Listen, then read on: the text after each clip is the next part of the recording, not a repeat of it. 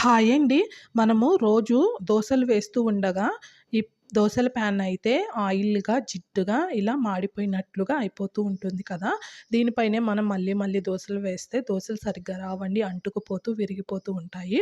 అలాంటప్పుడు మనము ఈ ప్యాన్‌ని ఈజీగా ఎలా క్లీన్ చేయాలో చూపిస్తాను. ప్యాన్ పైన మనం ఇంట్లో వాడే ఏదైనా టూత్ పేస్ట్ కొంచెం వేసుకోండి.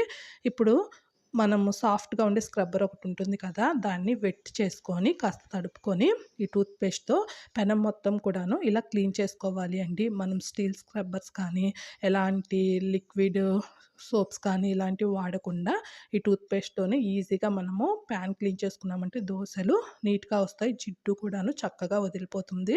చుట్టూ ఉన్న గట్టి లేయర్ పోవాలంటే కాస్త బేకింగ్ సోడా, టూత్ పేస్ట్ వేసి ఇదే స్క్రబ్బర్‌తో నీట్‌గా క్లీన్ చేసుకుంటే ఇలా వచ్చేస్తుంది. దీన్ని వాటర్‌తో క్లీన్ చేసుకున్న తర్వాత పొడి క్లాత్‌తో నీట్‌గా క్లీన్ చేసుకున్నానండి. స్టవ్ పైన పెట్టి ప్యాన్ బాగా హీట్ ఎక్కిన తర్వాత కొంచెం ఆయిల్ వేసి టిష్యూతో కానీ, క్లాత్‌తో కానీ ఇలా తుడుచుకొని ఇప్పుడు దోస బ్యాటర్‌ని వేసుకొని మనం రోజు ఎలా అయితే దోస వేసుకుంటామో అలా పల్చగా స్ప్రెడ్ చేసేసుకొని మీడియం ఫ్లేమ్‌లో పెట్టేసుకోండండి. ఇలా మీడియం ఫ్లేమ్‌లో దోసని కాల్చుకోవడం వల్ల ఎర్రగా, క్రిస్పీగా రేకులాగా వచ్చేస్తుందండి. అలా కాకుండా మీకు సాఫ్ట్‌గా కావాలి అంటే హై ఫ్లేమ్‌లో పెట్టుకొని కాల్చుకుంటే సరిపోతుంది. టిప్ నచ్చితే లైక్ చేసి మన ఛానల్‌ని సబ్స్క్రైబ్ చేయండి. Thank you.